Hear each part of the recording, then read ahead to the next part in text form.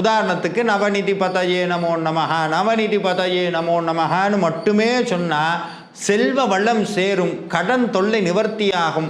அதே மாதிரி வாழ்க்கையில் இந்த பொருளாதார தடைகள் அது நிவர்த்தியாகும். அற்புதமாகிய மகா மந்திரம் இந்த குமாரஸ்தவம். அதுக்கப்புறம் ஷட்கோண பதயே நமோ நமஹங்கிறாரு. அப்படின்னா என்னென்னா 9 கோணங்களில் உறையக்கூடிய சண்முக கடவுளே போற்றி.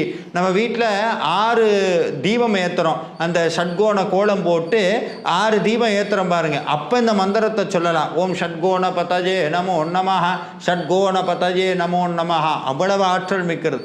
அதுக்கப்புறம் ஷட்கோஷ பதயே நமோ நமஹ, அதாவது நம்மளுடைய உடம்பு அன்னமய கோஷம், பிராணமய கோஷம், விஞ்ஞானமய கோஷம்னு 5 உடல்கள் நம்ம இடத்துல இருக்குது. வெளியே தெரியக்கூடியது ஃபிசிக்கல் பாடி, அது வெளியே தெரியுது. இது இல்லாமல் உள்ளுக்குள்ள 5 உடல்கள் இருக்கிறது.